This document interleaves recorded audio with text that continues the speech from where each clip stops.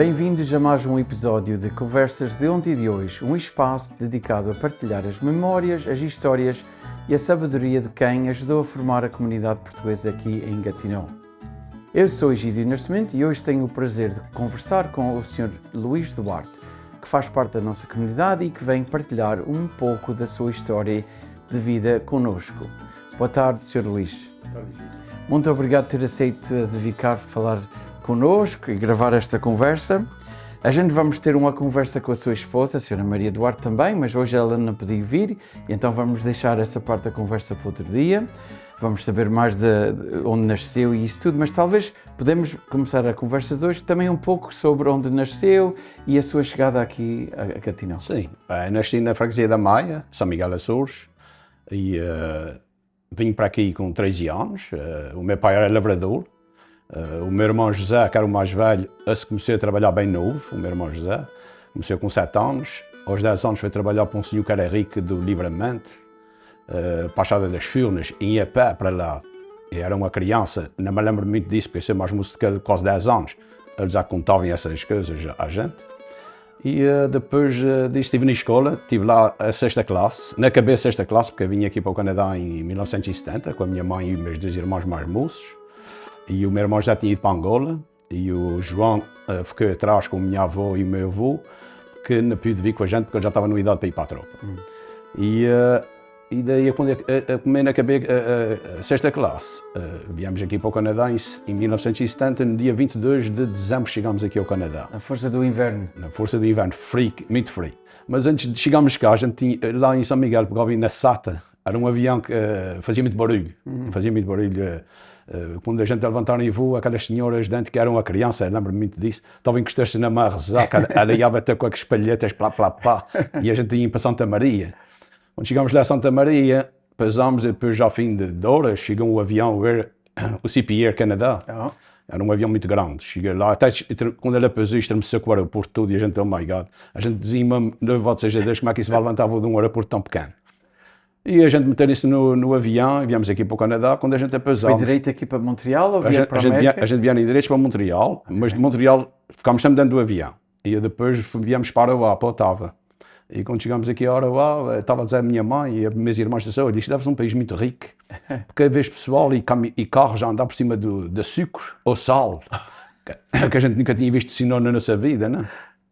E então, eu estava vendo aqui pela janela, mas quando a gente, naquele tempo, a gente tinha uns drapes, uns plásticos e uns coisas uma tapete nas portas dos aviões, que a gente saía, ainda tinha hoje como hoje sais e bastante direito para o aeroporto, saías era fora.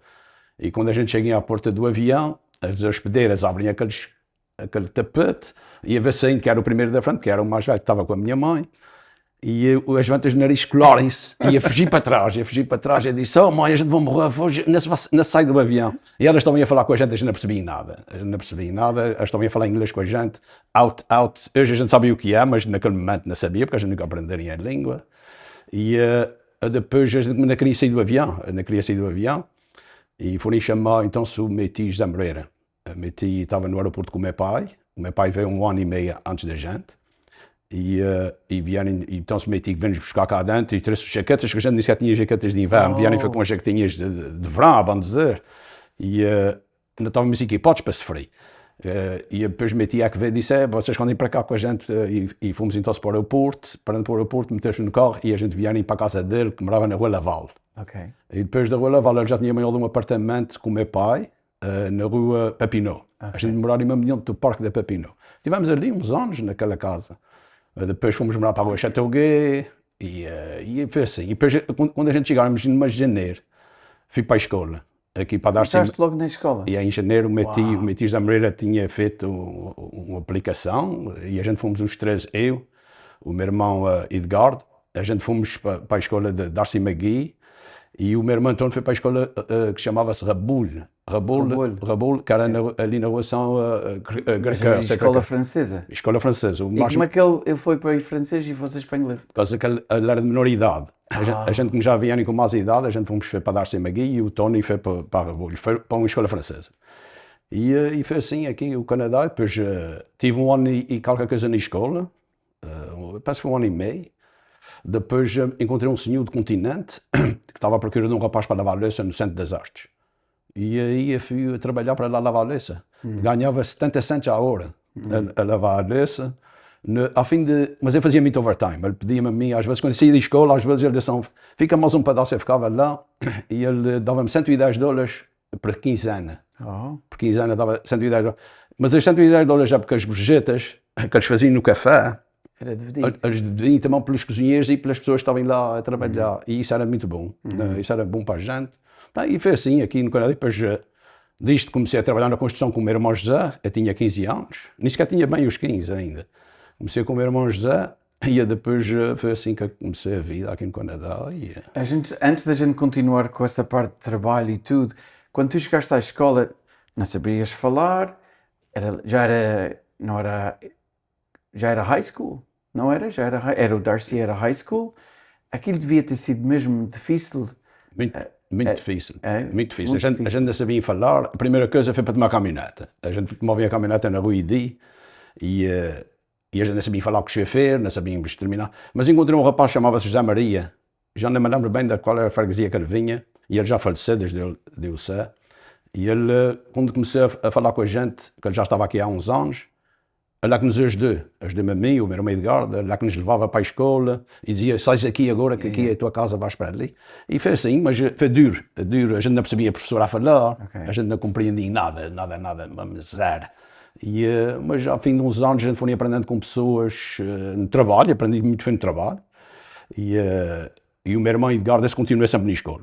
Edgardo continuou sempre na escola e ele tirou um degree, ele já é contábil, e o Tony também. E assim, e o José também, o José veio, quando veio da Angola, veio aqui para o Canadá em 72, o meu irmão José, quando chegou, ele também tirou um curso para contábil, mas nunca quis aquilo, porque ele não sabia falar muito bem, no tempo não sabia, e ele não quis, continuou sempre na construção, e a nossa vida foi na construção. Ok. Então agora fala-me um pouco mais dessa carreira na construção, onde é que começaste e como é que foste aos anos? Eu comecei com o meu irmão José em 74, na construção. Depois em abril, penso eu que foi, a gente tinha com um senhor francês, um João, que nos levava, que a gente não tinha carro ainda, ele levava-nos para o trabalho, trazia-nos para o trabalho, e comecei na construção a servir bricoleiros. A servir bricoleiros. Tive com bricoleiros 5 anos, a servir 5 anos. Ao fim de 5 anos larguei, fui à procura de um outro trabalho, e amanhã um trabalho com a MP Landy Construction, que é uma companhia general. E aí eu trabalhei até com o Sr. Ricardo Branco. Trabalhei com o Ricardo Branco lá há 16 anos, que trabalhamos lá juntos. E fiz a minha vida, comecei a minha vida lá, e os patrões eram bons no momento, e aprendi lá muita coisa. Tinha um senhor da Austrália, que era chamava-se Jan, que era um foreman, o Bolsa, e ele viu-me que era um rapaz novo ainda no tempo. Ele disse assim, Luís, não queres aprender outras coisas assim, estás aí a limpar garbiche, a fazer isso e aquilo? Ele disse assim, eu gosto de aprender tudo. E ele disse assim, vês que tens um ambition para te fazer as coisas? Ele disse assim, eu gostava de aprender, tudo o que eu puder aprender, eu vou aprender. E ele começou a me ensinar. Como é que se metia uma porta, como é que se tirava portas, janelas, fazia eletricidade, fazer plumbing, fazer coisas assim, o cimento, como é que se fazia cimentos e tudo. E aprendi muita coisa com ele. E um dia eu disse, olha, sabe, eu gostava de aprender a planta. A ler a planta. E ele perguntou-me se eu tinha uma universidade. Eu disse, não tenho universidade, só tenho high school. E ele disse assim, come on, obrigado, senta-te aqui, eu vou-te mostrar. E ele começou-me a mostrar e dali comecei. Depois eu também apanhei um bolsa muito bom, o Bob Cloutier, também um homem inglês, Dan Pryor, e ele também ensinou-me muito, o Bob. Gostei muito de trabalhar com eles, estive lá 16, aprendi muita coisa com eles. Depois de lá, larguei o Holanda por causa de um pequeno problema com um engenheiro que eu tive. E comecei na companhia Conite, estive na Conite 31 anos e meio. Uau! E continuava a ser, não fosse para a minha pensão. Mas aí já fui superintendent. Comecei em superintendente aqui na Conite. Estive lá esses 31 anos, tive gangas de trabalhadores bons, mas ultimamente estava já chateando. Depois da Covid, o pessoal já não é igual, já não querem ser mandados. O problema é que ninguém quer ser mandado. Então, se foi a razão que eu peguei na minha pensão mais cedo, que eu estava para pegar aos 70 anos, Mas eu peguei mais cedo e estou satisfeito, estou contente. Agora dá-te mais tempo para trabalhar em mais coisas. Talvez estás mais ocupado agora do que talvez estavas antes. Mas Estou ocupado aqui na igreja, como tu vejo. A gente temos aqui a nossa comissão do Espírito Santo. A gente vamos voltar à parte comunitária daqui a instante, mas vamos voltar ao trabalho quando estavas a trabalhar. Quando chegaste cá era frio. Quando estavas a trabalhar, como é que foste acostumando? Como é que trabalhaste assim com o inverno cá no Canadá? Bem, era frio, mas já sabe que é muito frio quando a gente trabalha e mais geladas, pés gelados, mas habituei-me. Era novo, habituei-me. Enquanto fui novo não tinha problemas o trabalhar de inverno, mas já a partir dos 52 anos para cima, já o inverno já era um bocadinho mais tough, já era mais puxadinho. E tu trabalhaste sempre durante o inverno ou estavas na Semage há algum tempo? Trabalhei sempre, Sempre? Nunca conhecia a Semage. Nunca? Nunca. Quase 50 anos. Eu parei uma vez, uma semana, porque estava problemas no trabalho, e o patrão disse, aplica por uma semana o tetra para a coisa. Eu disse assim, para quê? Eles querem 2 semanas de repouso, não vale a pena, eu nunca parei. Eu nunca tive Semage, não conheço. O meu número de repente nem sequer existe, só existe para eles receberem dinheiro. Mas eles nunca me darem nada, nunca tive a Semage aqui no Canadá. E então, quando tu estavas a trabalhar, tiveste pessoas que viram que tu gostavas de ir à frente, adiantar as coisas e puser-te em posição de ser o superintendent e fazer esse trabalho. E então eles tiveram-te a ajudar e a ser teu professor. Tu também, depois, quando tiveste a oportunidade, e que já te ouvi falar, também vias pessoas que tinham aquele mais vontade de trabalhar e também talvez fizeste o mesmo para eles? Exatamente, ensinei muitas pessoas aqui, na companhia que eu estava na Conite, ensinei muitos rapazes portugueses e ingleses e ao fim de uns anos, quando eles sabiam, quando não sabiam nada, estavam sempre com a gente. Mas quando eles sabiam já mais alguma coisa, eles saíam e começaram as suas coisinhas. Começaram as suas próprias coisas. As suas próprias coisas. E eu acho isso bem, não tive problema nenhum. E ultimamente também estava ensinando o José de Mel, que ele já estava bom, o José de Mel, o Leo Rice também. Era rapazes que querem para ficar na companhia, mas o patrão não quis continuar, quis fechar. Quer dizer, ainda trabalha de casa, o patrão, mas não quis o office mais. Não quis mais, como é que se diz, um payroll. Não quis payroll para pagar às pessoas, ele quis... Usar a vida um pouco mais agora. Exatamente. Tem a sua vida feita, mas também foram bons para mim. Os meus patrões foram muito bons. O pai, eu comecei a fazer com o pai, isso era pai e filho. São canadianos aqui da terra.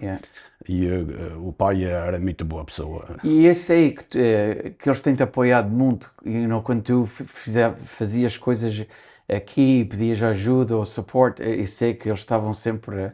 O que tu pediste, eles davam. Exatamente. O pai, Admans, era um homem muito católico. O Everett era muito católico, ainda hoje é. Ainda fala comigo, telefona-me ainda no outro dia, quando estávamos aqui na igreja, ele comunica comigo, saber como é que a vida vai, e como é que os meus filhos estão, a minha esposa. Porque eu comecei a falar com o pai. Já é um homem já com quase 90 anos. Uau! E o filho tem 56. E o Jeff, ultimamente, é que estava encarregado que o pai quis pegar na sua pensão aos 76 anos. Já é uma idade bem avançada, mas ele ainda vinha cá lá de vez em quando, o Everett, mas para mim foi uma pessoa belíssima pessoa, e o que eu pedia a ele dizia não há problema nenhum, até paguei-me certas viagens para ir para Cuba, paguei-me, disse ao filho, paga o Luís para ir, até queria pagar para outros lugares, é que disse, não vou para aí, quis-me dar uma coisa para Quebec City, que também nunca cheguei aí, porque veio o Covid, mas ele tinha já reservado o hotel e tudo, tinha reservado tudo para mim aí, mas veio o Covid e eu disse, não vou para aí. Mas, como eu disse, uma pessoa que tenho aqui no meu coração, pessoas boas que eu encontrei, eu sempre encontrei gente boa aqui no Canadá, eu também fui bom para eles. A dizer que o que a gente dá, recebe para trás. Exatamente, eles foram muito bons para mim, mas eu também fui muito bom para eles. Mesmo quando eu trabalhei no Lundy, com o Ricardo, a gente também era bons para o Lundy. A gente trabalhava em o que fosse preciso, a gente dava o melhor que a gente tinha, o nosso esforço todo. E a gente não se deitava a dormir, sempre trabalhar forte, como tu conheceste o Ricardo, mesmo aqui na igreja, na comunidade, um homem que nunca parava, nunca parava, e no trabalho era a mesma coisa. E a gente era isso bem porque a gente tem o mesmo feitio. Pois, eu vejo isso.